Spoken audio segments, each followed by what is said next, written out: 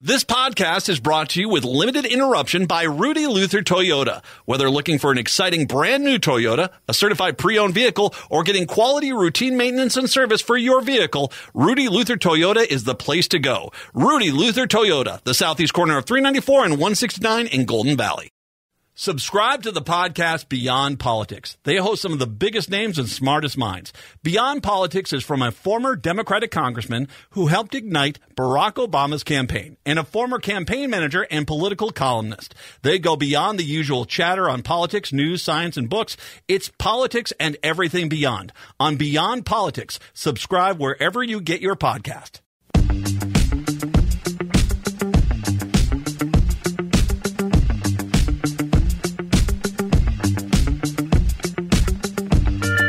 AM 950, the progressive voice of Minnesota, and WCPT 820 Heartland Signal in Chicago. You are listening to the Matt McNeil Show on a Tuesday afternoon.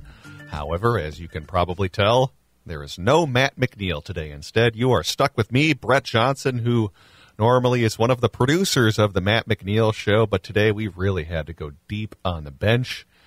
And they have decided to bring me on as the host for Tuesday. I don't know who I'm referring to as they, because they is pretty much me. So I guess it's me who decided that I was going to host on Tuesday. But I'm glad to be with you. I used to be a full-time host on the station a couple of years ago. You might remember I had a show called FYI Politics with Brett Johnson that I hosted back in 2020. And then even prior to that, if you're really going old school, the old Minnesota Progressive Repartee. Patrick, I almost had the name wrong on my own show. The Minnesota Progressive Repartee that I co-hosted with a number of other people. So I'm glad to be back in the hosting chair. It's fun to do every once in a while. Have some other duties at the station that has precluded me from hosting on a full-time basis, but it's always fun to come back in the chair. And glad I could at least remember the name of my old show, the Minnesota Progressive Repartee. So give me some credit there, right? Yeah, that was a good save. Yeah, exactly. So glad to have you with us here on this Tuesday afternoon as we have a lot to talk about during both the 3 and 4 o'clock hours. If you're a Minnesota listener coming up in the 4 o'clock hour, we are going to be having a big theme of fraud as we are going to be talking about what's happening with this Feeding Our Future scandal and this legislative auditor's report that was released in that case, and how that's going to relate to yet another FBI investigation of a state agency of Minnesota. That this time it has to do with some possible fraud with autism programs in the state of Minnesota and autism centers that are spread throughout the state. So that's coming up during the 4 o'clock hour when we'll be chatting with Patrick Coolican of the Minnesota Reformer. Coming up in the 4 o'clock hour, we'll also be chatting with someone named Niko Lemieux, who is an expert on what's been happening with this Uber-Lyft situation in the Twin Cities and how Uber and Lyft were threatening to leave the Twin Cities market if the city of Minneapolis had their ordinance go through, which would have raised the pay for drivers. So we'll be chatting more about him with this and the compromise that was eventually reached at the state legislature and how, while it does raise the rates for many Uber and Lyft drivers in the Twin Cities, maybe more in the short term and could end up hurting consumers and drivers. So that's all coming up during the 4 o'clock hour, but you're stuck with me here during the 3 o'clock hour. Well, stuck is maybe a strong way to put it, but we have a lot of national news to cover here during this 3 o'clock hour because as I made the comment yesterday to Nancy Nelson as she was coming in to host the show and fill in for Matt McNeil yesterday. It's amazing how the political news cycle has really changed over the past few years since Donald Trump became president, because I remember when I first started here at the station back in 2015 and 2016, as I was someone who would occasionally help out producing our weekday shows. And oftentimes, as I had a chance to chat with some of our weekday hosts, including Matt McNeil, there would be times back in like 2014, 2015, and 2016 where you would walk into the studio and say, "What are we going to talk about today? What's in the news politically?" Well, since we've had Donald Trump elected president back in 2016, that's really no longer a problem anymore. In fact, sometimes as you're prepping for these types of shows, you're sitting there thinking, do I have a time to talk about all of the topics that I want to talk about just because there's simply so much news in the world? So we got lots to cover, and I think the first topic I want to talk about with you today has to do with many of these fake videos that have been put out in the right-wing media sphere that are showing Joe Biden, of course, current president of the United States, basically acting old or wandering around or appearing confused and not looking like he really knows what he's doing. This has really exploded over the past few weeks, including one video that really caught my eye over the weekend that I saw released by the New York Post, which, of course, is owned by Rupert Murdoch. I don't know why this thing caught my eye so much as I saw this pop up in my news feed over the weekend, but here's the crux of basically what happened with the New York Post. So, on their social media account, they posted a video showing Joe Biden appearing to be confused and wandering off of a shot at the G7 summit after a bunch of skydivers had basically landed.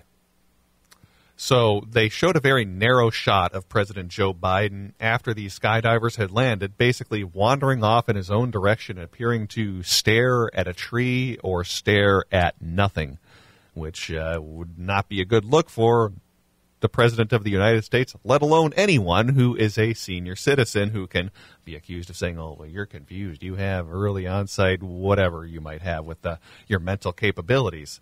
So what ended up happening with this New York Post video is that they clipped Joe Biden, so it was a very narrow shot where it only showed him on this very narrow kind of rectangle frame. And they showed him wandering off and staring at a tree. Now, what they didn't show with this cropped video, if you were to zoom all the way out and show what was in this entire shot, is that he was congratulating skydivers who were on the ground and trying to put their parachute away. Now, after he was done congratulating those parachuters, he was then grabbed by, I believe, one of his legislative aides who brought him back over for a group photo of some of the other leaders that were at the G7 summit.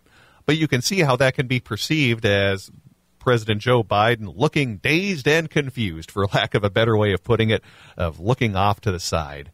And that is not the only instance we've seen of doctored videos of President Joe Biden looking old and looking confused and looking like he doesn't know what's going on. I think we saw a video just the other night, which apparently was supposed to show Barack Obama at a fundraiser leading Joe Biden off of the stage after supposedly Biden was sitting and just staring after the crowd was applauding for about 8 seconds. Now, of course, that was deceptive, as they didn't show the entire video of Joe Biden trying to interact with the crowd and largely kind of just taking the applause in after this fundraiser. Instead, they largely cut up the video to try to make him look worse than it actually is. So this is something we've been seeing for quite some time now, as many on the right are trying to portray Joe Biden as being out of touch and being confused and unfit for office. Now, the question is, what is the strategy for trying to counter those type of deep fake videos, or at least selectively edited videos?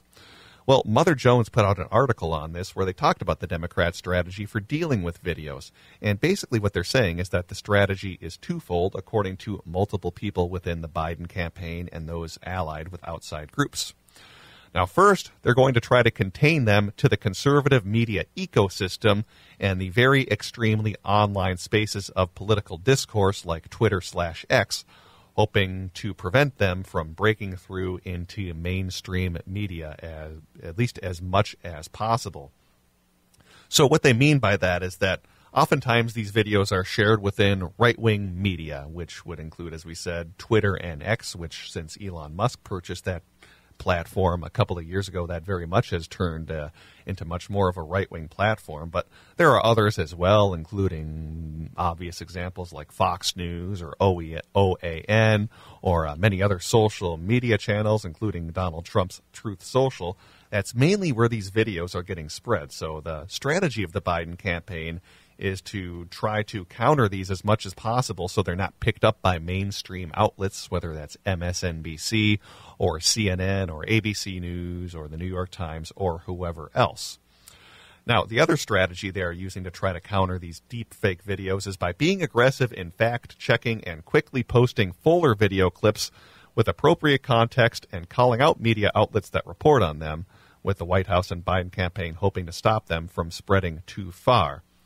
Dems are also saying that they're going to step up their own attacks of Donald Trump online, aggressively pushing their own made-to-go-viral videos of Donald Trump's, I guess we'll call them verbal cul-de-sacs or curious tangents or awkward actions, because there are no shortage of those where you have Donald Trump himself freezing up sometimes at these different campaign events where he'll look kind of dazed and confused himself, which, again, in his defense, could be very much the same idea with Joe Biden, where if you're someone who's speaking up in front of a crowd and you're getting applause, you might take a few seconds to soak that in. If I was sitting up there on a stage and someone was giving me a standing ovation for some reason, or that wouldn't just be a single person, a group of people were giving me a standing ovation, I might sit there and take it in as well, not out of some sort of strange ego trip, but more out of the fact that it seems like a polite thing to do to acknowledge the audience and take in the adoration that they're giving you. So I think that can apply to both Biden and Trump in that case. But those are at least some of the strategies that Democrats are trying to do to counter these attacks that we're seeing from right-wing media that are trying to portray Biden as being a senior citizen who is out of touch and is mentally incompetent. So what do you think about this strategy that the Dems are using to counter this? Is that enough to try to stop the spread from outside right-wing media and then trying to counter with your own facts?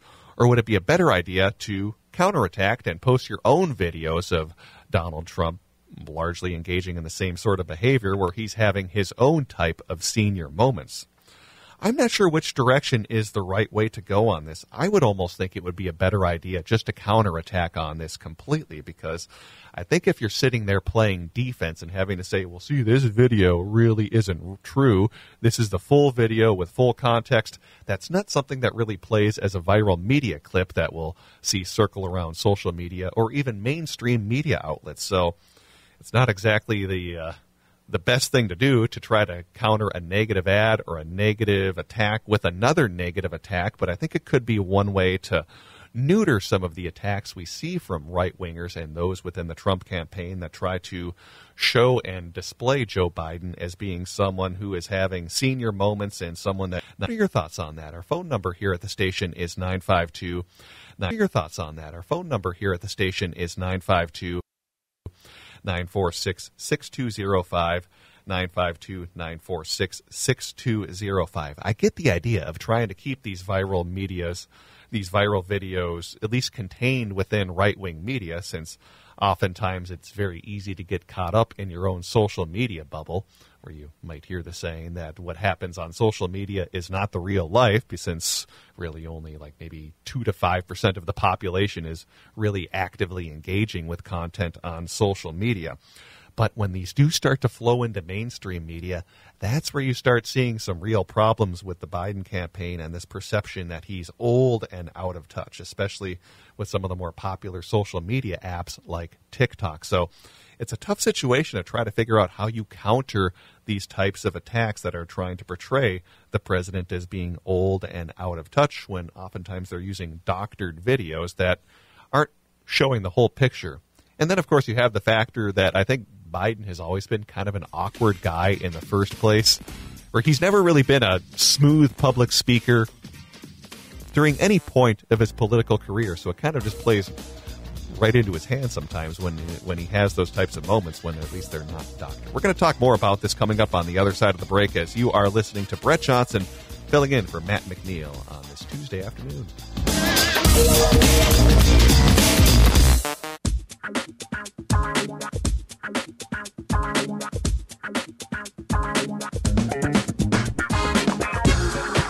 You're listening to the Matt McNeil Show on AM 950, the progressive voice of Minnesota, and WCPT 820 Heartland Signal in Chicago. No Matt McNeil today, as you have Brett Johnson, normally one of the producers for Matt's show, filling in for him today as he is off doing his vacation, and a much-deserved vacation for Matt McNeil, but he will be back in the host seat coming up next week here on AM 950 and WCPT Chicago. Our phone number here at the station is 952-946-6205, 952-946-6205. We'll get to Dynamo Dave's phone call in just a few moments, but I want to finish up talking a little bit more about this idea of how right-wing media is portraying Joe Biden as being old and out of touch. And the way I want to do that is talking about what's happening with Sinclair Broadcasting. So if you're not familiar with Sinclair Broadcasting, this is a large conglomerate that owns hundreds of TV stations throughout the entire country. Now, what that means is that they don't necessarily operate these stations and have individual they do have individual local newscasts, but what they do is that by having this big national company, they own a bunch of TV stations around the country, including one in Minnesota that does not produce a newscast. But in other places around the country, Sinclair Broadcasting owns many of these local TV stations, whether it would be like a local NBC or ABC or CBS affiliate. Now, since they do own these stations, what they do is basically provide content that these stations need to run without a choice. And the reason I bring this up is that they've started running videos that, again, are trying to portray Biden as being old and out of touch, as I was talking about. And this goes to something that happened back in 2018 when Sinclair Broadcasting was making local stations and their local affiliates run these supposed newscasts that were supposed to sound independent and local, even though all of these stations were running the exact same news story. So to show you an example, Patrick, I want you to play back a video from YouTube of 2018 of what Sinclair Broadcasting was having many of their local TV affiliates broadcast. If we can play that right now. Hi, I'm Fox San Antonio's Jessica Headley. And I'm Ryan Wolf. Our greatest responsibility is to serve our Treasure Valley communities, the El Paso, Las Cruces communities, Eastern Iowa communities, Mid-Michigan communities. We are extremely proud of the quality, balanced journalism that CBS 4 News produces. But we are concerned about troubling trend of irresponsible, one-sided news stories plaguing our country. The sharing of biased and false news has become all too common on social media. More alarming, some media outlets publish these same fake stories without checking facts first. The sharing of biased and false news has become all too common on social media. More alarming, some media outlets publish these things simply aren't true without checking facts first. Unfortunately, some members of the media use their platforms to push their own personal bias and agenda to control exactly what people think. And this is extremely dangerous to our democracy. this is extremely dangerous to our democracy. This is extremely dangerous to our democracy. This is extremely dangerous to our democracy. This is extremely dangerous to our democracy. This is extremely dangerous to our democracy. This is extremely dangerous to our democracy. This is extremely dangerous to our democracy. This is extremely dangerous to our democracy. This is extremely dangerous to our democracy. This is extremely dangerous to our democracy. This is extremely dangerous to our democracy. This is extremely dangerous to our democracy. This is extremely dangerous to our democracy. This is extremely dangerous to our democracy. This is extremely dangerous to our democracy. So this strategy, as you just heard from Sinclair Broadcasting, if you remember when we talked about this a few years ago, has reared its ugly head again, where they are basically forcing many of these local newscasts to run anti-Biden stories, since Sinclair Broadcasting is owned by a right-wing billionaire. So this is happening yet again, of having more doctored videos and right-wing propaganda being spread across these channels. And it's something to watch, because you might hear this from family and friends saying, well, I heard Joe Biden was wandering off a stage or trying to sit on an invisible chair.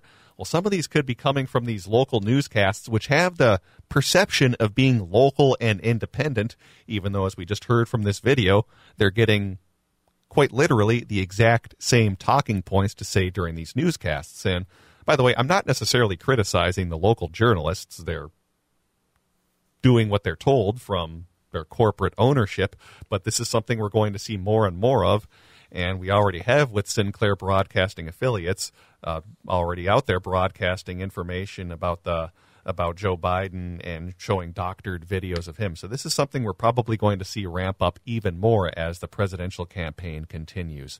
952-946-6205, 952-946-6205. Let's go to the phone lines and talk to Dynamo Dave. Hi, Dave. How you doing today? Hey, Bodacious Brett. Thank you for taking my call today. Yeah, absolutely. Good to have you on. So what's on your mind? Thank you. So I was thinking in terms of, I don't know exactly how to counteract the Sinclair media and stuff, but I do think that if Biden his campaign can just go positive. Based, all the snippets they could use, sound bites from his State of the Union address and his demeanor during that. Throw a bunch of those up on TikTok, everything that the Biden administration has accomplished over the last 4 years, along with other stats. I just think that would go a long way to countervail some of this right-wing propaganda being pushed on local channels, Sinclair-owned stations. Yeah, they own a number of stations throughout the country. Fortunately, they don't own any in Minnesota that at least produce newscasts, but I believe they do own one of the local stations here in town. They just don't produce any local news. But, hey, Dynamo Dave, thanks so much for the phone call. Always appreciate you calling in. And, by the way, if you'd like to chime in on the conversation, our phone number is 952-946-6205, 952-946-6205. Yeah, the idea of trying to put out your own positive content about what you might be accomplishing, I think that's a good idea in theory. I'm a little more of a cynic when it comes to political advertising where negativity is what usually sells, so it's not exactly the most uplifting thing of the idea of that we're just going to counteract this by showing, well, I know you are, but what am I, with Donald Trump appearing to be old and confused himself. But unfortunately, that is sometimes what sells. But maybe you could mix in some positive videos of what he's accomplishing as well. Because people do yearn for trying to ask or trying to get from candidates what they're going to accomplish if they're elected to office. And maybe it's the fact that our media cycle is so negative that we don't oftentimes get that from political candidates, whether they're running for the president or even running for Congress or something at the local level. We are coming up on a break in just about a minute or so, but I want to continue this conversation about the perception of Biden's age, because I think there's a way this could be turned into a positive for the Biden campaign, especially as we approach debate season. And it has to do with the idea of expectations and how some of these attacks against him could end up backfiring on Republicans. So we're going to talk about that in the next segment, about how these doctored videos could help him. So stick with us here on AM 950 and WCPT 820 Chicago. You're listening to the Matt McNeil Show with Brett Johnson filling in on a Tuesday afternoon. Stay with us.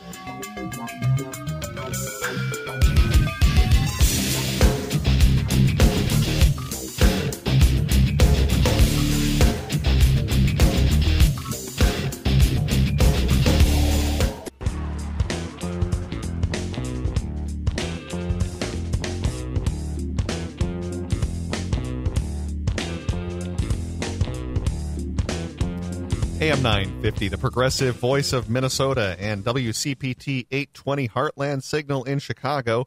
You are listening to the Matt McNeil Show with Brett Johnson filling in here on this Tuesday afternoon. Glad to have you with us, as Matt will be back in the hosting chair coming up next Monday, so he will be back in. By the way, for the rest of the week, you are going to have me and then another person by the name of Philip Anthony co-hosting the next 2 days. Philip Anthony is part of the Downright Upright Show, which is part of our LGBTQ hosted block on AM 950 that you can hear on weekends from 2 until 6 p.m. as Philip will be joining me and helping me out tomorrow and Thursday. So don't miss that, as we are going to have no shortage of things to talk about, including the state of the 2024 race and maybe even a preview of the debates that are going to be coming up between Biden and Trump. So I wanted to talk about, as I teased before we head into the break, about how these doctored videos of Biden could be a benefit for him, especially when it comes to debate season. And here's where I'm going with this right now. The right wing has shown so many videos that portray Biden as being old and confused and out of touch that could they end up backfiring against Republicans when it comes to the debate season? Here's why I say this. Debates are so often in politics centered around expectations. It's not so much what the candidates say or how they counteract their points when they're on the debate stage. It's really about how they are able to defy their expectations. So oftentimes when you see the surrogates for the candidates preparing for debates, they try to set expectations really low and then try to talk up their opponent, saying how our opponent is such a strong debater, I'm not sure how our guy is going to stand a chance whatsoever. So if we think about how Republicans and right-wingers are attacking Biden, if they keep trying to portray him as being old and confused, if that perception sets in and all of a sudden Biden shows up at the debate and appears sharp and appears to be on top of things and very much engaged, that goes against their narrative and flies in the face of what they're saying and makes him look much better because he has exceeded expectations. This is similar to, I think, what happened with the State of the Union address this past winter when, again, Biden was supposed to freeze up on the stage and not have any idea what he was talking about. Well, lo and behold, many people praised his State of the Union address. And in fact, he even saw a little bit of a bump in his approval ratings post State of the Union. So you wonder with these attacks that we're seeing against Biden from the right wing if they could end up backfiring as we head into debate season. What are your thoughts on that? If you'd like to chime in, we're at 952-946-6205, 952-946-6205. So this is the one day where I'm going to be filling in solo for Matt McNeil. So I don't know, Patrick, how often you get asked about this as someone who works at a political talk station with your friends who maybe aren't involved in politics, but do they ever go and talk to you and say, how do you think the election's going to go this fall, Patrick? Who do you think is going to win? Do you ever get those types of questions from folks? I actually have not had those discussions with people yet this year, which is kind of nice, but we're all kind of speculating in our own ways what we think will happen, but I don't think we've really had many formal conversations about. I think there's a lot of trepidation because we don't want to admit the very realistic possibility that Trump very well could win the election. I think that's kind of why we don't want to talk about it. Yeah, I don't disagree whatsoever. I do sometimes get those questions from friends and family members, just general thoughts of what do you think is going to happen in the election? So I figure for the next few minutes or so, I'll share my overall thoughts since this will be one of the times I'm in guest hosting on the Matt McNeil Show. So when it comes to who's going to win in 2024, like I said, I get this question sometimes, and I figured I would speculate at least on what my theories are on what could happen in the fall of 24. And the simple answer is, I don't know. Now, that sounds like a cop-out answer, but I can at least explain why I don't know what's going to happen this fall. Yeah, great setup talking about, here's my predictions on 2024, then lo and behold and say, I really have no idea what's going to happen. But here are the reasons why I don't know what's going to happen this fall. The first is an obvious reason, and that has to do with polling. And as an example of why polling is very tough to track, let's take a look at last Tuesday's very sleepy special election in Ohio's 6th Congressional District. Now, Ohio's 6th District is a heavy Republican district, to say the least. In fact, it voted for Donald Trump by a 29-point margin back in 2020. So overwhelmingly a red district. But due to the loss of their current rep in Ohio's 6th District, they needed to hold a special election to see who could at least take that seat until the general election this fall. So what happened in last Tuesday's special election in Ohio, again, this is a 29-point Republican district. The Republican did win, but only by a little less than 10 points. Again, in a district that Biden had lost by 29 points. And this has continued a cycle that we've seen during 2022, 23, and now even to 2024, where Democrats are consistently outperforming their poll numbers. This isn't just isolated to this special election in Ohio. We've seen this in other races, including here in our home state of Minnesota, in the 1st District when they had a special election where the Democrat came very close to winning back in 2022, even though our 1st District is very much a red-leaning area.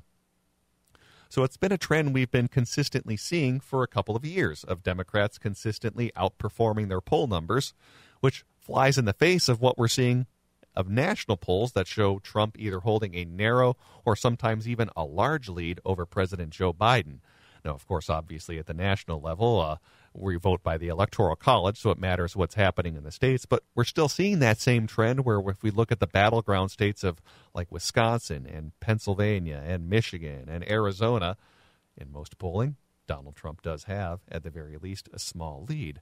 But that flies in the face of the actual results we've been seeing for the past few years, where it's been the Dems who have been outperforming their polling numbers. So why is that the case? Well, I think part of that has to do with the fact that we've seen the parties almost switch who their voting bases are over the past 10 to 12 years. And here's what I mean by that. So during the Obama years, when, of course, I was still active in politics, one of the things that always frustrated me during the Obama years as someone who was a Democratic supporter was that it seemed like in every midterm election or special election, Republicans would always overperform and win almost every single time. Case in point, I'm thinking about a special election that took place in the east side of Bloomington, Minnesota back in 2016. Now, if you're not familiar, the east side of Bloomington is a very heavy blue district. But during this special election, Republicans won it by 3 points. Why? Turnout was only about 5,000 voters. And at that time, Republicans typically had the more engaged voting base, or the types of voters that would vote in every single election, where it was Democrats who oftentimes would need to rely on voter turnout and turning out the vote and getting as many people to vote in the election as possible, where Republicans had the more civically engaged voters.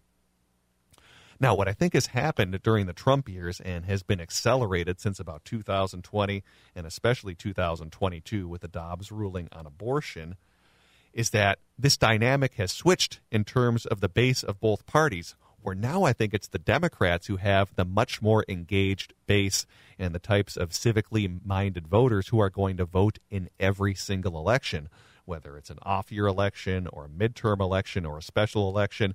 They're the types of people who are going to vote in every single election, whereas Republicans who have moved in that more populist direction, where it's a little more iffy on whether they're going to get their voters to turn out. So I think that could be part of the reason why in many of these special elections we've been seeing the past few years, Democrats have been outperforming their polling numbers, which leads to another question.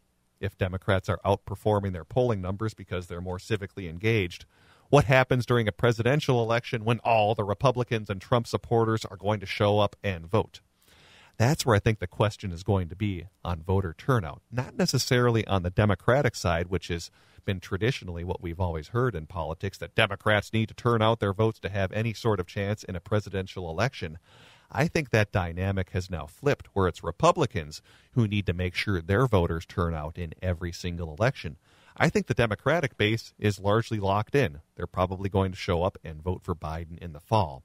It's the Republicans who have gone in the more populist direction, where they might be at risk of having voters who are not quite as civically engaged. Or in other words, they might not know that there's an election taking place on November 5th coming up this fall. Or they might just get busy and say, I'm doing something else, I don't want to vote. Or maybe they look at the fact and see that Trump was just convicted of 34 felonies and think, well, I'm not someone who's going to vote for Joe Biden, but I don't want to vote for Donald Trump either. So I'm just going to stay home and skip this election. That used to be something that pertained much more to the Democratic Party, but I think as we head into the 2024 cycle, that dynamic again has flipped, where it's now Republicans who face that turnout issue. So I think going back and looking at polling data, that's going to depend on the turnout this fall, of whether Republicans get all of their voters to turn out. I'm confident the Dems are going to have all of their voters vote this fall, but it's the Republican side that I'm not quite sure about. Now, there's another reason why I'm unsure about what's going to happen this fall, and that has to do with the RFK Jr. factor. That's Robert F. Kennedy Jr., who is running for president as a third party this fall. Now, what's interesting about RFK is that he originally ran for the Democratic nomination for president earlier this year, trying to challenge Joe Biden. Now, many on the right loved this idea of Biden facing a challenge from another Democrat, and as a result, RFK received favorable coverage from right-wing media, whether it was Fox News or OAN. He was able to get airtime pretty much whenever he wanted, and it was very favorable coverage, at least compared to how Democrats are usually treated among right-wing media. So I think there's more of a risk of RFK taking voters from Republicans than Democrats, because if we look at how RFK was treated early on when he was running for president, Democrats were right out in front of this saying, we had nothing to do with RFK. In fact, the Kennedy family itself went out and put out all sorts of press releases saying, don't vote for RFK. He has nothing to do with his family. We love him, but we don't necessarily agree with his views anymore. So they were very quick to go out in front and try to get in front of RFK to make sure he didn't receive very much Democratic support. But on the Republican side, they very much embraced his candidacy and unintentionally may have endeared him to some of their voters. I think there's a very good chance he ends up taking more voters from Donald Trump than Joe Biden. In fact, I'm not very confident. I'm pretty much entirely confident that that is going to be the case this fall. Now, the question is going to be, how many voters is he going to peel off from former President Donald Trump? How many voters he peels off is a question that I struggle to answer, because polling is so tough when it comes to third-party candidates, because usually when you run a poll asking someone who you're going to vote for in the fall, if you list the third-party candidate, people will sometimes think, oh yeah, well, I don't like Biden or Trump, so I'm going to go with a third-party guy. But usually that number is higher than, well, the number of people who do end up going and voting for a third party. So it kind of depends on how polling questions are asked, where if you include that third party person, their support gets inflated, where if you don't include the third party candidate, well, then it's pretty obvious that their support is underestimated. So that's another factor in terms of how much support RFK could get. I think he is going to peel off more votes from Trump than Biden.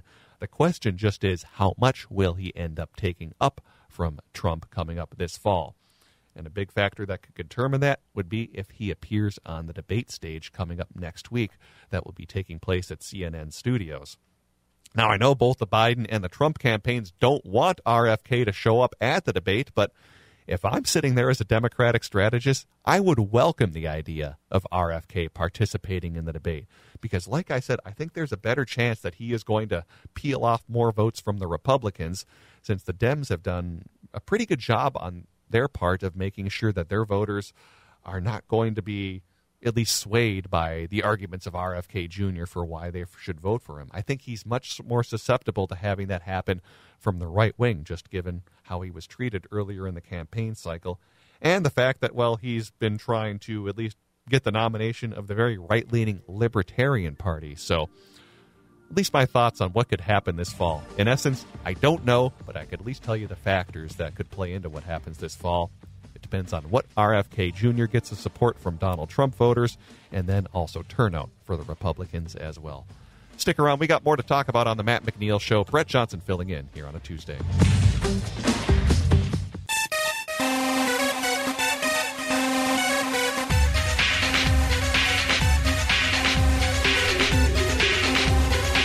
You're listening to the Matt McNeil Show on AM 950, the progressive voice of Minnesota, and WCPT 820 Heartland Signal. Glad to have you with us. Brett Johnson filling in for Matt McNeil, who will be back in the hosting chair coming up next Monday. But until then, you have me hosting today. Then tomorrow and Thursday, I'll be co-hosting with Philip Anthony from the Downright Upright Show. And on Friday, Nancy Nelson is back in the hosting chair, so always glad to bring Nancy back in. That's at least the plan this week as Matt McNeil enjoys his vacation. I was scanning through the news to see if we were going to be getting any big Supreme Court rulings, since they do have, well, a lot of cases left to rule on, and there's really been nothing. I don't know if Thomas and Alito are maybe a little busy on some yachts trying to get some good tans in before they release their rulings. But, yeah, nothing on the Trump immunity case, as well as some others. In fact, as I'm looking through some of the cases that they still have to decide on, we have one that would decide on the 16th Amendment and tax and whether unrealized gains can be taxed on income. That doesn't sound very exciting. Do we have any other more exciting ones that we could talk about? How about speech and the state regulation of social media moderation? That's going to be decided later on in a case called Moody versus Net Choice versus Paxton, as I believe this originates down in the state of Texas. That's something that the Supreme Court still has to rule on. There is also another case called Murphy versus Missouri, which also has to do with speech and whether there can be federal pressure to censor vaccine skeptics on social media. And boy, given what we're seeing out of Thomas and Alito, I'm not real optimistic that we're going to be seeing a good ruling on that. But those are at least some of the cases that still have to be ruled on. Let's see, what else do we have on the docket? Presidential immunity, that of course is the big one that the court has to rule on. There also could still be some rulings on abortion as to whether the federal emergency room law will apply to state abortion bans, as well as, what's another one to look at that could be coming up?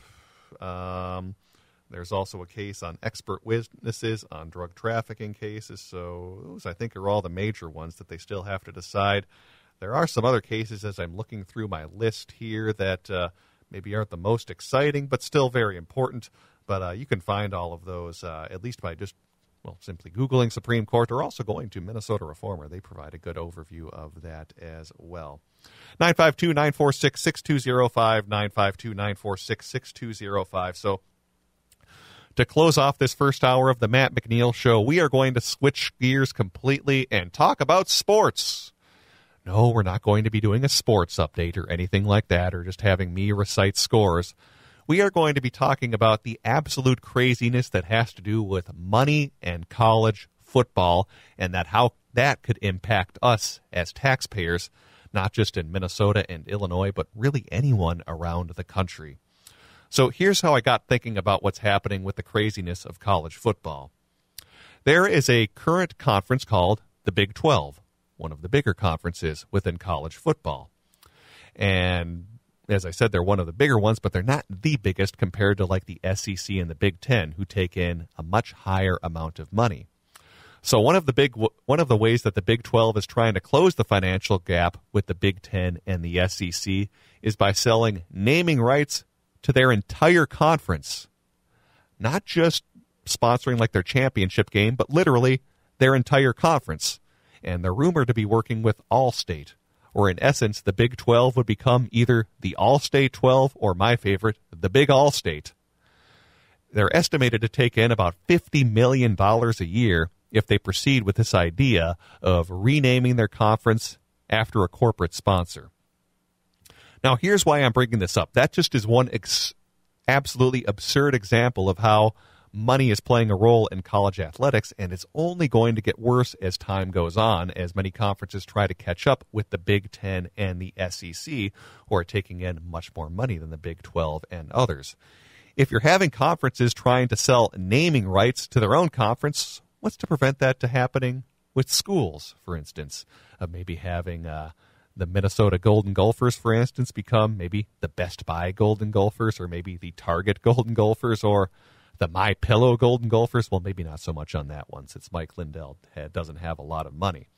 But it's important to bring up, because as absurd as this sounds, of whether you're going to sell naming rights to your school or naming rights to your entire conference, it shows how much these schools are needing to chase down money. And here's why I bring this up, because this could be significant when it comes to schools and taxpayer funding when it comes to stadiums or even paying coaches' salaries. So right now we have the SEC and the Big 10 as the two biggest conferences in college athletics. Now, what's been happening recently is that these conferences have been expanding and trying to invite new members to get more money from their media rights deals, or in essence try to get more money for all of their schools. And that's been the idea of adding schools. But what if conferences decided to subtract schools and eliminate teams from their conference? I think that's the next step we could be seeing. Where, for instance, we could see the Big Ten saying, Minnesota, you're not bringing a lot of value to the table. We're kicking you out of the Big Ten. Or they could say the same thing about Northwestern or Illinois, saying, you're not bringing a lot to the table.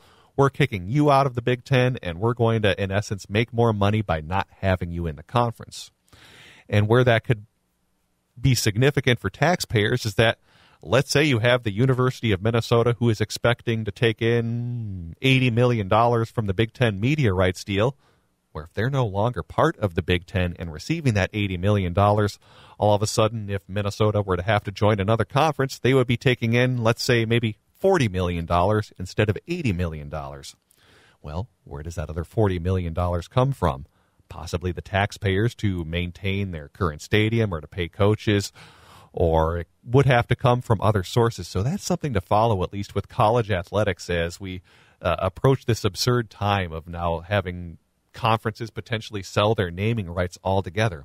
I think the next step is that we're potentially going to have schools getting kicked out of their own leagues, which would have a massive financial impact on what could happen to schools like Minnesota or Northwestern or Illinois if the Big Ten were to say, you know what, we really don't want you in our conference anymore because you're not bringing enough money in. So that's something to watch, because who's going to be on the hook when these schools face these big budget shortfalls with their athletic departments? Probably taxpayers. So just something to think about as you maybe pay attention to college athletics, or even if you're not a sports fan at all, it's something that could rear its ugly head in the future. This has been Brett Johnson filling in for Matt McNeil during Hour 1 on WCPT 820 Chicago and AM 950. Stay with us. Hour 2 is coming up next for our Minnesota listeners. It's Hour 2 of the Matt McNeil Show with Brett Johnson filling in, and glad to have you with us. I feel odd hosting a Tuesday afternoon show because within the next minute or so, I'm going to have to intro myself interviewing Patrick Coolican, which will sound awkward because normally it's Matt McNeil doing that. So we'll have to figure something out with that, won't we, Patrick? Yeah, and the other thing I was thinking about, back when you did still host a show, you didn't have a Tuesday afternoon show. You only hosted Wednesday through Friday, so hosting Tuesday is even different on that level for you. Oh, that's right. We had Pilot's Progressive Party on Tuesdays. I forgot about that. But a very good point. Yeah, that's right. We used to bring in Robert Pilot for Tuesdays. So, yeah, I'm completely thrown off on this, on how I'm going to toss things over to Patrick Coolican. But we have some good stuff to talk about today, including, financial fraud that could be happening in the state of Minnesota, at least with our autism programs that have been just exploding over the past few years, which I'll get into in just a few moments, as well as the Feeding Our Future scandal and this report that was released from the Legislative Auditor's Office.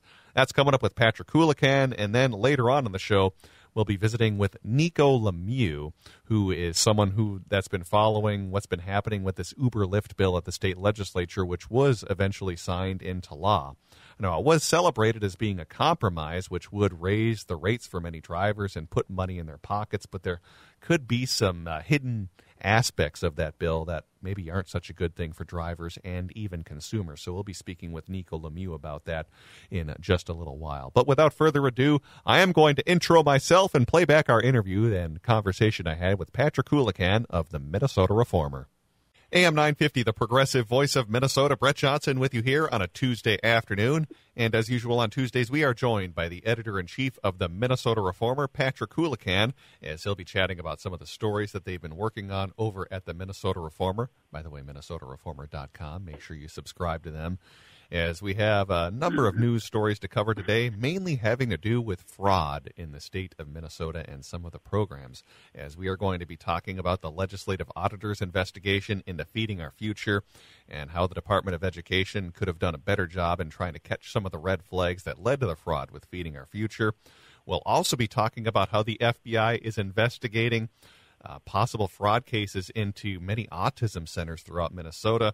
And then to cap things off, we'll talk about some fundraising numbers between the DFL and the GOP and how that's going to pertain to this fall's election. So, Patrick, as always, thanks for coming back on the show today. Always a pleasure. All right, so let's start talking about fraud to get our conversation started today, and let's go with Feeding Our Future, because the state legislative auditor released her own report last week, which talked about how the Department of Education basically could have done a better job in trying to track some of this fraud that happened with Feeding Our Future. So let's talk about this. What are some of the red flags that were missed in this Feeding Our Future case, according to the state legislative auditors? Because at least as I read through part of this, it seems like part of this is from people kind of being naive within the Department of Education to bad actors, or maybe putting it in a different light, they didn't quite know how to deal with the very burgeoning fraud case that was happening within Feeding Our Future. So what were some of the red flags that were missed, according to the auditor? Yeah, as you mentioned, the state legislative auditor, who has the power to investigate the executive branch, took a wide-ranging look at how the Department of Education administered this program that was intended to help kids get meals, especially during the pandemic when they did not have access to school meals. And it seems as if some of the employees recognized pretty quickly that this was a burgeoning fraud case. But I think that the culture of the Department of Education is just not accustomed to this kind of potential fraud. They're not usually used to dealing with this. I mean, their bailiwick is generally overseeing K-12 schools and to a lesser extent childcare, and I think they are just not prepared for this kind of thing. They also faced a lot of pushback from the nonprofit that was at the center of the scam. It's a nonprofit called Feeding Our Future. They threatened and filed lawsuits. They accused the agency of racial discrimination. They held protests even at MDE headquarters. And for some time, I think that worked.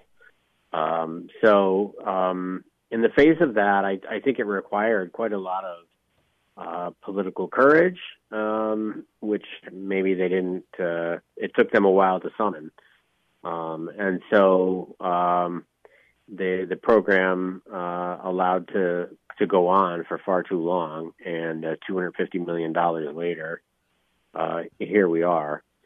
Thankfully, it did eventually wind up in the hands of the federal government, the Justice Department, who've investigated and now charged and convicted a number of people, though there's still many more to go.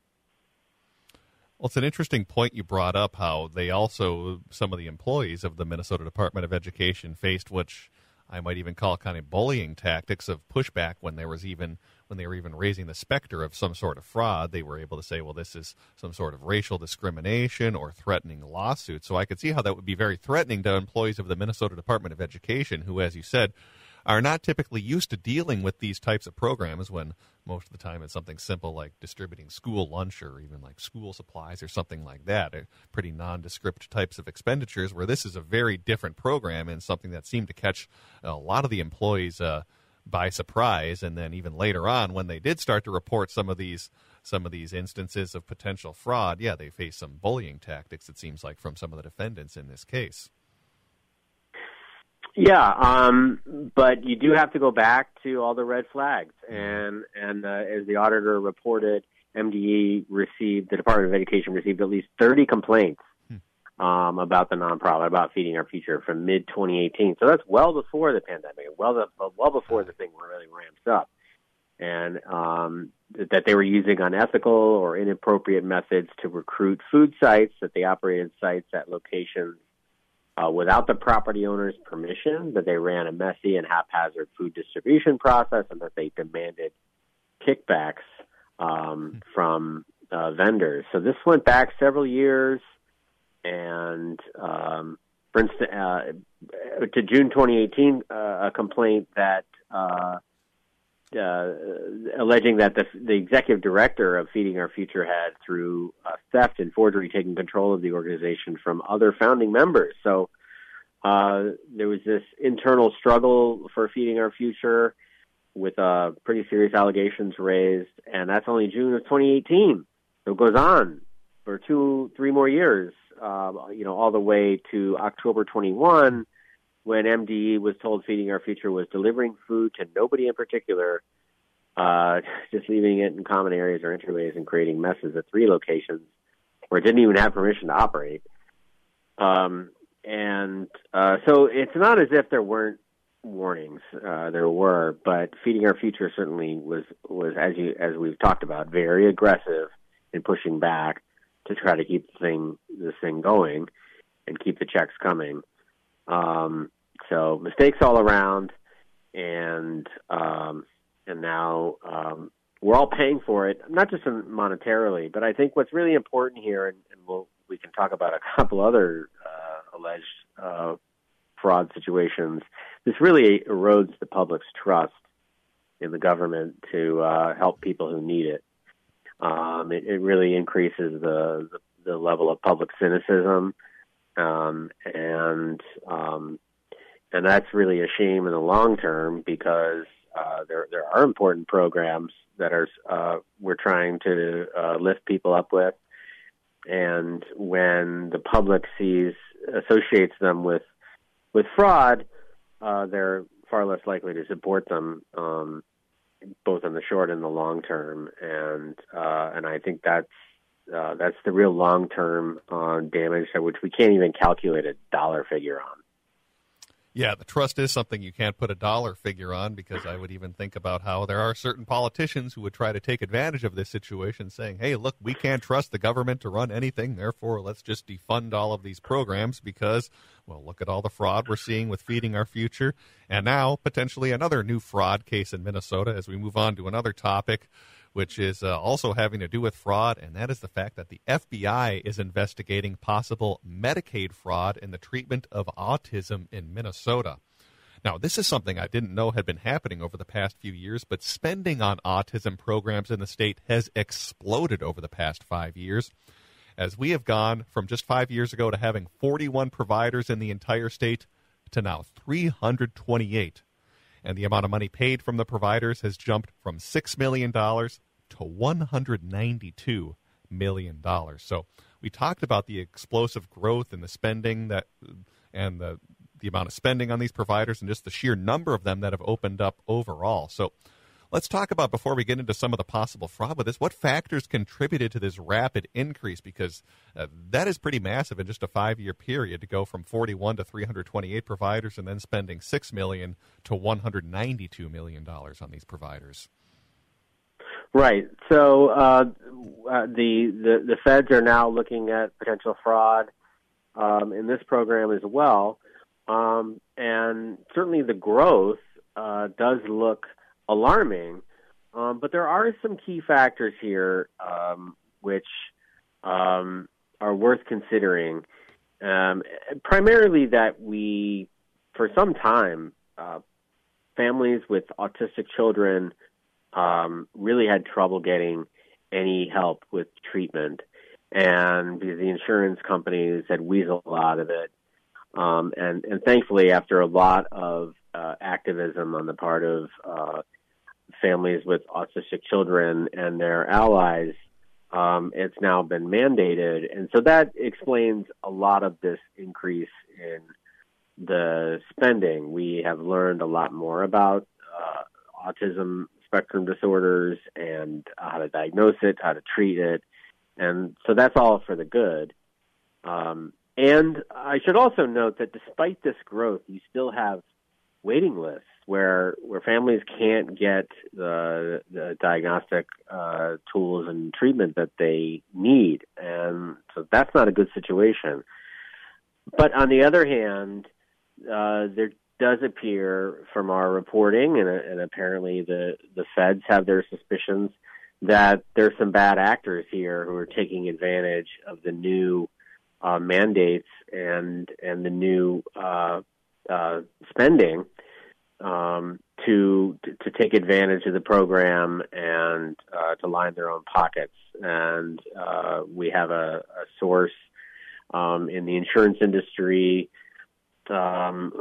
they actually are the contract to help administer the Medicaid program, who says that there's a lot of suspicion about fraud in this program. And we talked to someone who's really at the forefront of treatment, and he says there's some things that are bothering him. There's some things that he sees that are bothering him. And so, again, we just talked about the loss of trust and the erosion of trust. And that's the real tragedy here, is that we've got children who need treatment. We've got children who can't get it. There's a wait list. And yet, on the other hand, we've got some people who are taking advantage of this program potentially and potentially engaging in fraud and taking money from a program that's really really needed. because the sooner that children can get treatment, the more likely they'll have a independent and a rich and full life. And so I think this is just it's another situation that I think I fear the public will be outraged and rightfully so. But also it's going to again erode trust and take our eyes off those children who need help. Well, I want to talk about some of the concerns that have been raised by folks that are familiar with these autism centers, and that has to do with the fact that some of these centers may be operating as daycare centers rather than providing genuine autism services, which is significant because if any of those types of allegations are true, that means providers are basically reaping the high reimbursement services from autism services without really needing to provide the expensive and extensive services that are associated with autism. So those would be, I think, are those some of the main red flags that are being raised and concerns about what could be happening with some of these autism centers where they're just operating as daycares and largely just pocketing the cash that they get reimbursed? That is a strong suspicion at this point that, unlike Feeding Our Future, where it appears that we had just fake meal sites where there were no children being served food, in this case, you have children who are not on the autism spectrum who are going to these centers. There is no actual treatment being offered, but they are the state is paying as if it was an actual treatment was being delivered to children who are on the autism spectrum, and also paying the hefty transportation costs. It seems to be another way that you can really ramp up your reimbursements. And so, that is a concern here, that what we're doing is essentially subsidizing wildly overpriced daycare. And there again, I mean, we have a daycare problem, a child care problem in Minnesota. We have some of the most expensive child care costs in the country. So that's a problem we need to address. And the treatment of autism, another problem we need to address. But it's not helpful when the program is, if indeed it is, riddled with fraud. No, I know obviously you don't work for any sort of legislative body or have not been involved with any of these autism centers, but my question is, what exactly do they need to do to become eligible to receive these Medicaid reimbursements? What sorts of hoops do they need to jump through? Because, again, just looking at these sheer numbers going from 41 to 328 within a 5-year period, that would even be a lot for state regulators to try and catch. So I'm just curious what sorts of hoops or what sorts of regulations they have to pass through in order to become eligible for these types of Medicaid reimbursements. You raise a really good point here that we don't really have a rigorous licensing system, which is surprising. I mean, you have to get licensed if you want to work on eyelashes in the state, but we don't have a really great licensing system, and then the state has is actually making complaints to the relevant board that some of these centers' caseloads are way too high. I mean, if you're really treating autistic children, you need a very high adult professional to child ratio, and what you're seeing instead is really high caseloads.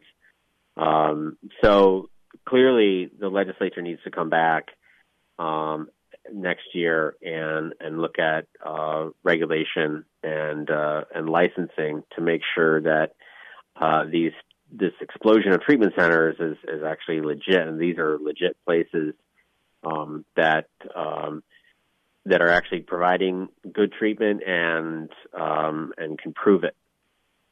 I'm just afraid sitting here that we're going to be having Feeding Our Future 2.0 coming up here, as you were talking about with some of the reimbursements. I mean, it could be easy to just put transportation costs to be reimbursed and seeing some of these places pocket a bunch of money. So yes, we were talking about the eroding of public trusted institutions. This probably isn't going to help, and I imagine with the FBI investigating, they're probably going to find at least something, and that's just only going to give more fuel to critics of these types of programs saying, well, look again, it's government fraud, and we need to defund all of these programs. So, I don't know, just me kind of saying it. It's depressing to read about these these types of programs back to back, whether it's Feeding Our Future, and now as we're talking about the possible fraud with some of these autism centers, it's not a good situation. So hopefully we get at least something, maybe straightened out in terms of better regulation. No, that's typically not popular with Republicans, but regulation can also help curb some of this potential fraud that we're seeing, not just in the autism centers, but also Feeding Our Future. Well, let me tell you how you mentioned how the Republicans are going to respond to this, and the first thing I saw this morning, I like to check at to see the Reformers' Twitter account, or X, I guess we call it now. I want to see what people are saying about Reformer stories, and I mean, it must have been. I'm looking at the time here. At 6:50 a.m. this morning, very early this morning, Andrew Wagner, who runs the House Republicans political operation, he was tweeting out our story and saying, here's the next big fraud. And I don't doubt that my Republican friends, they hate people defrauding the government, but they also they secretly love it because it just feeds into their narrative that government's all a big scam, government can't do anything, and we've all heard all that before. So this kind of thing, when Democrats are unable to run these programs properly and efficiently and effectively, it really just gives great fodder to their Republican opponents. Well, hey, there you go. Reformer getting some publication from the right wing, I guess, or at least some publicity from the right wing, but maybe not the kind they were necessarily counting on over at the over at least on the right leaning side, reporting on potential fraud here with this autism program. Finally, one more thing to cover with you before we have to wrap things up today. Just want to briefly chat about some fundraising numbers for both the DFL and the GOP here in the state of Minnesota, as the House DFL caucus reportedly raised about $1.15 million, or that's how much they have in terms of cash on hand. Meanwhile, the Minnesota House Republican Campaign Committee reported having just under $800,000 cash on hand. I'm just curious, at least on your end, any big surprises with these numbers, or at least where this money is coming from, because that's always key, which you can read more at MinnesotaReformer.com as they talk about some of the key contributors to both parties. But did anything jump out at you as you took a look at these fundraising numbers for both the DFL and the GOP?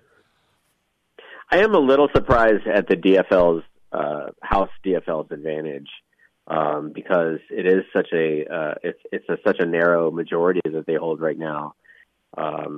70 to 64, or actually there's a DFL member, I think, that resigns, but it's narrow. It's everybody thinks it's going to be close, and if you want to break up that DFL trifecta, of course, it's going to have to be in the House. There is a special Senate election on election day, but I give the Democrats a pretty big advantage there. So, you'd think that the Republicans would draw a lot of business money as because this is their shot, really, and they have a good shot at it. And these races are decided by, often a few dozen votes, and so that kind of money can certainly be meaningful on the margins. And on the margins where these elections are decided. I do think there's sort of there's a point at which money isn't really actually going to, it's not like this solidifies or guarantees a Democratic victory in November, because I think, if you get 12 pieces of mail in this battleground district instead of 8, I mean, is that really going to tip the election? So I think Republicans have to get to a minimum. They have to be at sort of parity, financial parity, if they're going to pick up enough seats to get the majority. But certainly this advantage that the Democrats have right now, it's pretty striking, and certainly looks good for them for November. Well, at least on the side of the Minnesota State Republican Party, they have $78,000 cash on hand, which means they probably are able to pay their rent this time, since that has always been a concern with them in the past of not having enough cash on hand. So they're in at least a little bit of a better financial situation. Again, you can read more about those campaign finance numbers, MinnesotaReformer.com, where if you're not just a big fan of those numbers, you can at least look at who's been making the donations to both parties, since that's kind of interesting to look at as well. We have been speaking with Patrick Coolican, who is the editor-in-chief of the Minnesota Reformer. Make sure you go to Minnesota Reformer and subscribe to them for the best in Minnesota news and politics. Patrick, as always, thanks for coming on the show today. Always a pleasure. All right, and stick with us. Coming up next, we'll be speaking with Niko Lemieux about the Uber-Lyft bill that was recently passed and maybe some hidden aspects in that bill which aren't going to be so good for consumers or drivers of those rideshare apps. So stick with us. You're listening to Brett Johnson filling in for Matt McNeil here on AM 950, the progressive voice of Minnesota. AM 950, the progressive voice of Minnesota. Brett Johnson filling in for Matt McNeil on this Tuesday afternoon. So one of the topics that has frequently been brought up on the show has to do with Uber and Lyft and how local cities and even the state legislature at one time were looking for ways to improve conditions for drivers of those different ride-share apps. Well, last year, Governor Tim Walz vetoed a minimum pay bill for rideshare drivers, and then subsequently the city of Minneapolis passed their own rideshare ordinance, which would have increased the amount of pay that drivers were able to take home. This came, however, as Uber and Lyft threatened to stop service in the Twin Cities if either the original state legislature bill from 2023 or this Minneapolis ordinance from 2024 went into effect. However, during the most recent state legislative session, lawmakers passed a new bill with the support of Uber and Lyft, where supporters say the new law will provide many benefits for new drivers, including fair wages, fair treatment, and protecting workers. But not everyone agrees with that assessment. Niko Lemieux is a Twin Cities-based tech entrepreneur and co-founder and CEO of the payment startup Easy Labs. And he says we need to take a closer look at this bill to see what's really under the hood, so to speak, and how it could be promoting a lot of anti-competitive measures in the Twin Cities with this new Uber-Lyft compromise bill. So, Niko, thanks so much for coming on the show today. Yeah, thank you for having me. So, before we start getting into this specifics of the bill, I want to talk about some of these other rideshare apps that were potentially going to come to the Twin Cities and trying to take the place of Uber and Lyft, because that was one of the major concerns if Uber and Lyft were to leave the Twin Cities, is that who would be taking their place? And I'm curious, what sort of capacity might have these rideshare apps, these new rideshare apps, have had to take over service from Uber and Lyft? Because that was an argument we so often heard, was that, well, no one's going to be able to take the place of these large rideshare apps if they were to leave the Twin Cities. Yeah, I mean, I think there's two things that we need to look at when that statement was made. One was the ability for some competitor to come in and take over the entirety of the market, and two was somebody to be able to offer services that Uber and Lyft were talking about as being critical and core as part of their offering, that is to say, medical transit. On that second part, one thing to take note of is that Uber and Lyft do not provide the majority of medical transit in the Twin Cities. iHail, Yellow Cab, and Blue and White Cab provide 95% of those services in the Twin Cities. So I thought it was a little bit cynical when you had Uber and Lyft bringing out disabled people and disabled rights activists and, if you will, parading them in front of the city council as if an example of why this bill should be passed with all the stipulations that would benefit Uber and Lyft to it. So take that one issue on its own. The other issue about competition, being able to fill in the gaps, I don't think any of the companies that were coming in, whether that's Rides, Hitch, there was a brand new technology startup called Teleport that's operating in Texas that was intending to come in, Move, My Wheels, and I think there was a drivers collective out of New York City. I don't think it would have been fair to say any of them would have taken 100% market share immediately. But the fact is that operations like Rides are working today in Texas quite effectively. So when the governor came in and was saying that expecting somebody to step in is not really a plan that's hopefulness. I feel like that was a little bit of a slap in the face to any of these different options that were really trying to make a difference. So I think there was an opportunity for somebody to come in, and it would have taken some, blood, sweat, and tears to get there. It wouldn't have been a guarantee. It wouldn't have been a give me either. But there would have been a path for real competition to flourish in this market. And at the end of the day, what that would have done, it would have been to increase the overall competitive wages for drivers in the Twin Cities and in Minnesota, and it would have lowered costs for the average rider, as these companies were all trying to compete for this pool of people that was desperately looking for a new option to get from point A to B. So ultimately, with this compromise bill, however, Uber and Lyft are going to stay in the Twin Cities. So I'm curious, what specific elements of this compromise bill do you think will have the most detrimental impact on, new competitors even trying to enter the market in the Twin Cities now? Well, there's a few above-board obvious ones that are very, very well natured, but anti-competitive by their very nature. The one of those is the expanded insurance requirements for an operating company that's offering rideshare services in the Twin Cities. Now, on its very nature, that's a good thing. It makes sure that if a driver gets in an accident or something happens in that vehicle, that that situation will be covered. But there was a point to be made that the existing insurance regulatory scheme inside of Minnesota was fairly excessive as it was, to the point that even at the airport, so general liability insurance is required just to pick up somebody from the airport. And when I've talked with insurance companies across the country that require these kind of things in their own states,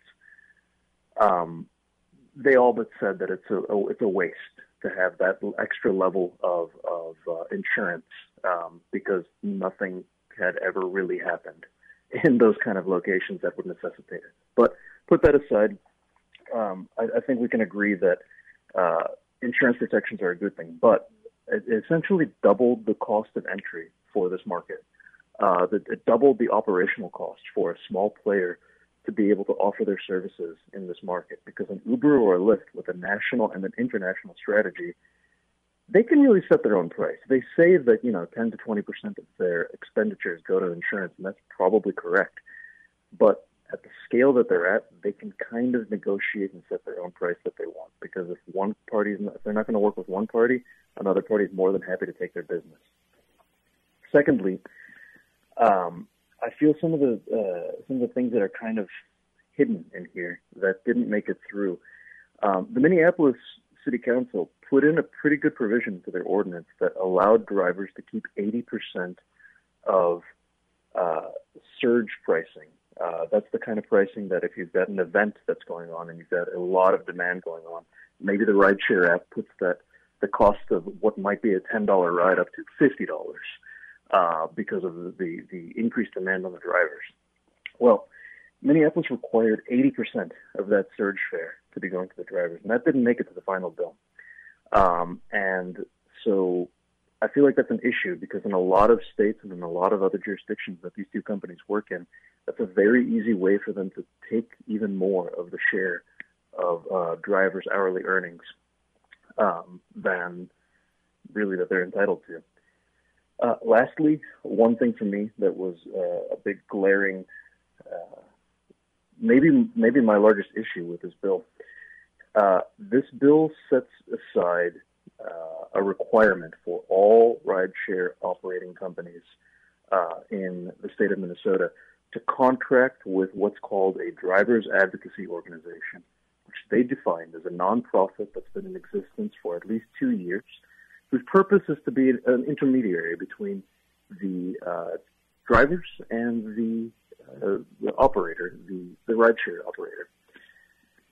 There's only one real company, one real nonprofit, that satisfies that requirement in Minnesota, and that's the Minnesota Uber Lyft Drivers Association, or MULDA. That's the group that's been really in the trenches advocating since day one for these drivers, and they've done a really, really good job. to the point that we are where we're at today because of their tireless advocacy. But at the end of the day, what this bill says is that the rideshare companies shall contract with MOLDA at an unspecified rate in order for MOLDA to be able to be an intermediary between them and the drivers. So for me, my issue with that is that by law, this is now stipulated that this drivers advocacy organization will take money from the rideshare companies that it's supposed to be intermediating between, and that will be their source of income. That amount of money is not stipulated anywhere as to what it is. So it's one more cost of entry to this market for a competitor, but it's an unknown cost. And now the power dynamic has gone from MOLDA representing drivers' best interests because they had fee-paying constituents to now being paid for by the duopoly of the rideshare operators.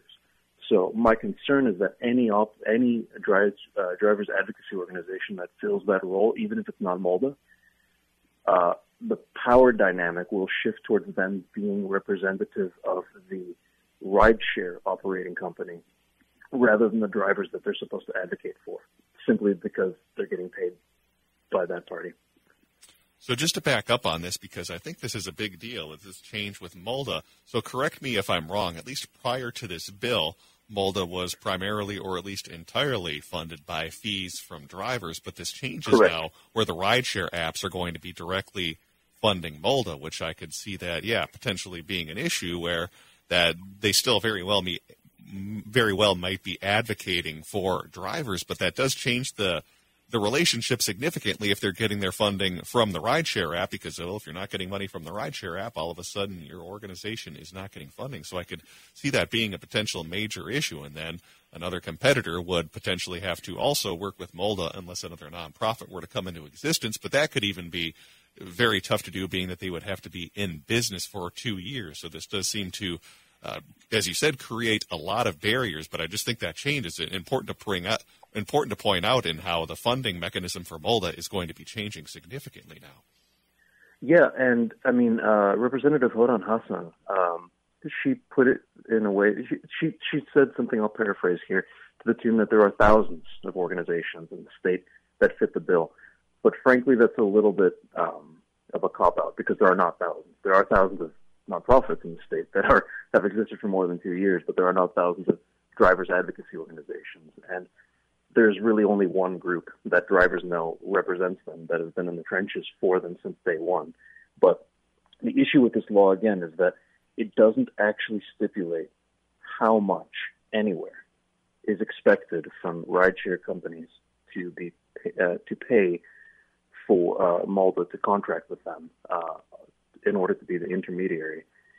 And so this law, it pretty much says that they, as the intermediaries, this bill says that now drivers, if they become deactivated by Uber or Lyft, and that's their funny way of saying fired, they can, if you will, use MOLDA as an appeals mechanism. They can go through the drivers advocacy organization as a way to appeal and to make sure that if they get deactivated, it's a proper thing and there's a proper channel. It's not just like we're not an at-will, right-to-work state.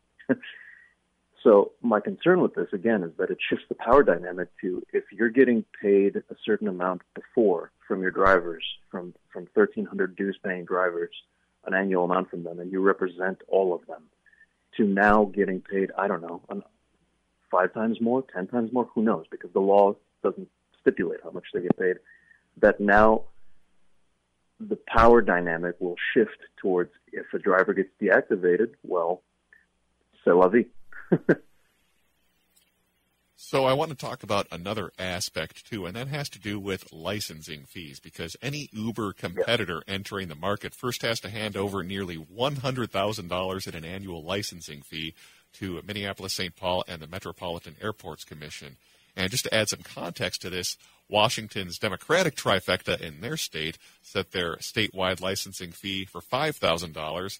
with an 18-cent rideshare surcharge, while Texas's Republican trifecta, very different than, of course, the state of Washington, moved their administrative fee to the state level with a flat fee of a $10,500 surcharge. So in Minnesota, any potential new competitor is going to be facing a significantly higher licensing fee. Well, let's talk about why the fees are higher in Minnesota. Was there any reasoning for why these are significantly higher than what we're seeing in Texas and the state of Washington? Yeah, I mean, well, for that we need to go back to about 2012 when the initial rideshare bills were written in both the cities of Minneapolis and St. Paul, and the ordinance was made at the airport by the Metropolitan Airport Commission. So back then, they were the only game in town. Uber and Lyft were the only game in town. So the ordinances were written with the context of regulating two entities that had really completely changed the rules and driven out, if you will, the dozen or so cab companies that were in the Twin Cities with their competitive model. When that was done, so Minnesota statute and the Minnesota Constitution requires that any administrative program from any city, any form of fees or administrative fees in order to operate a program, a regulatory program, do not exceed the reasonable costs of administering that program. So St. Paul and Minneapolis put a plan together, and the fees that they're charging are the reasonable costs of administering that the license for a year. If you go to other cities and other states, you'll see that these numbers are a lot lower. In Florida, you've got cities that are charging, Miami and Tampa and Fort Lauderdale.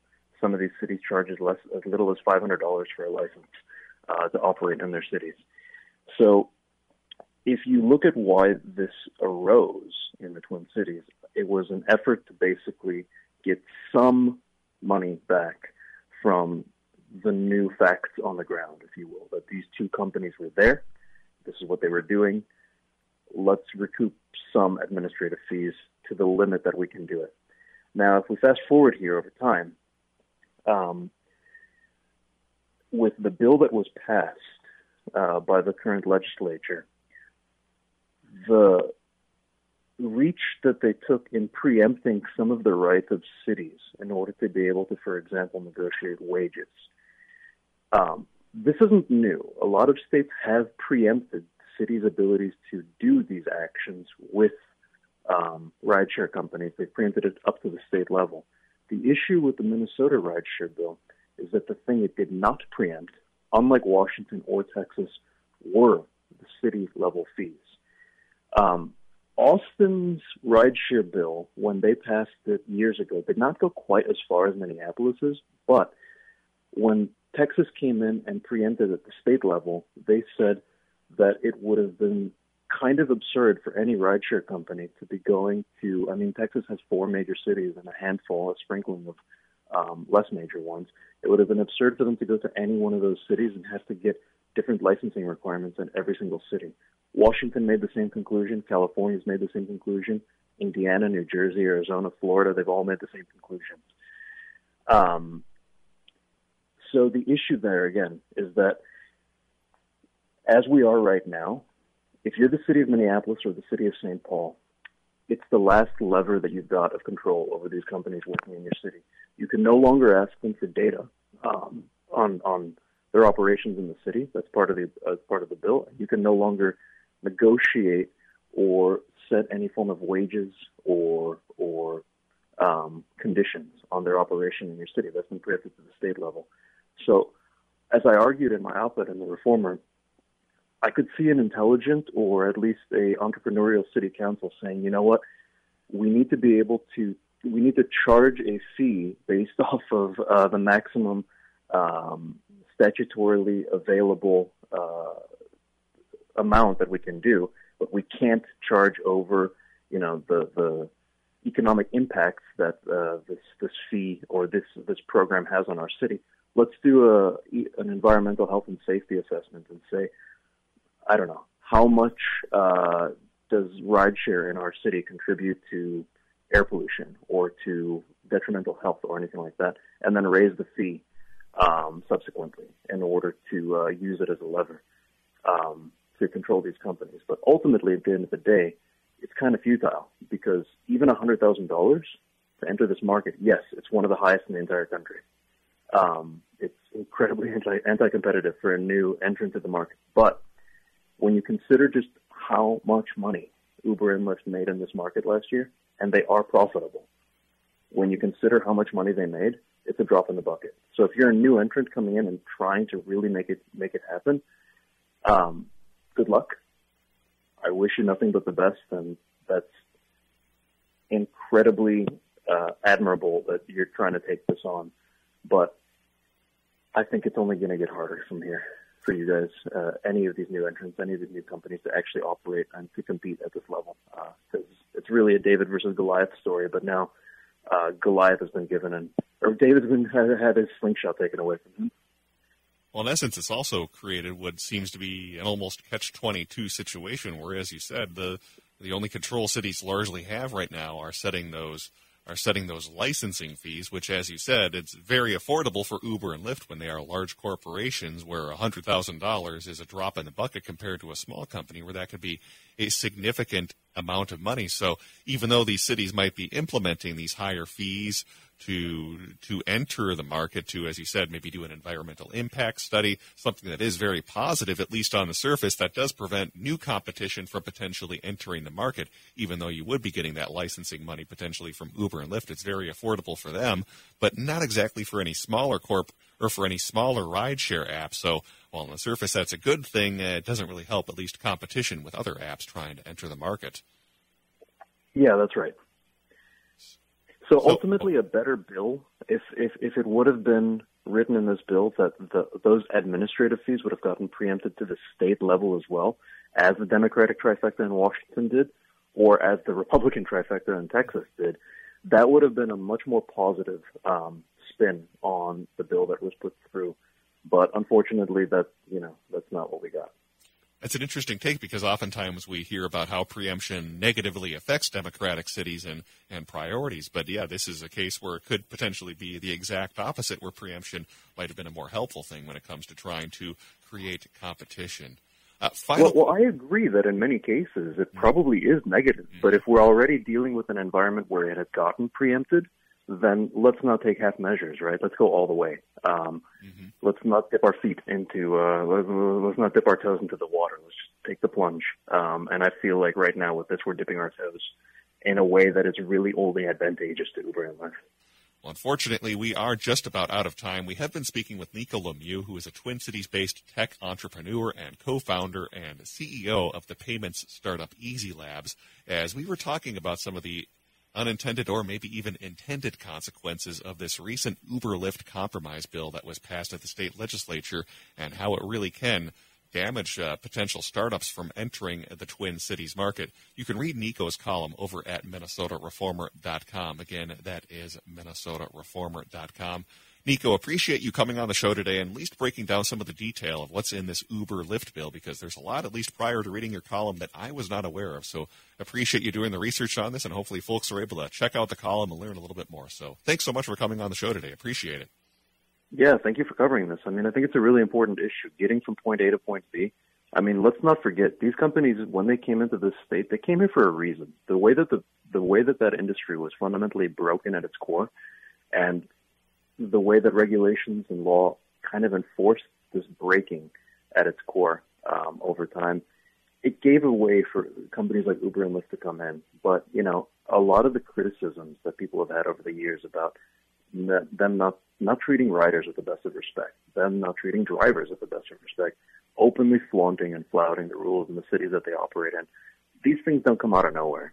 And so for me, the biggest issue that I have is that as a resident of the Twin Cities, and I use these services everywhere that I go as well, I just want to make sure that if this is the city that we're building for ourselves, and the community that we're building for ourselves, that we hold the services and the companies and these monopolies, duopolies, if you will, we hold them accountable for the services that they claim to be offering us.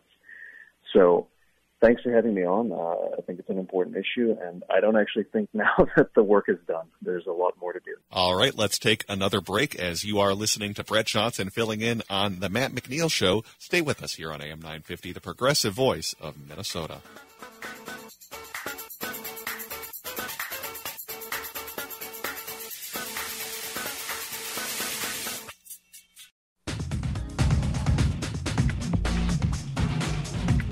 AM 950, the progressive voice of Minnesota, Brett Johnson for the last segment, filling in for Matt McNeil this afternoon. Again, a reminder, coming up tomorrow, it'll be myself and Philip Anthony filling in for Matt. Thursday, we'll have the same plan with Philip and I. And then Friday, Nancy Nelson will be back in the hosting chair before Matt McNeil returns on Monday. Hey, as a quick heads up, we are under I didn't know this was happening until Greg Bakken, as I was just chatting with him upstairs. We're under a tornado watch right now. It can't be good. All the rain we've been getting. The National Weather Service says by the end of the week, we could have 4 inches of rain altogether here in the Twin Cities area. So much for having any sort of drought. In fact, we could be at risk of having some potential flooding in the area. So make sure you stay safe this evening. That's not a good situation with that tornado watch, especially since these storms are going to be mainly after 1 a.m., so make sure you are paying attention because those overnight severe thunderstorms and possibly even tornadoes are not a good situation. That's going to wrap things up for today. Make sure you stay tuned. We have Native Roots Radio with Robert Pilot and the crew coming up next on AM 950.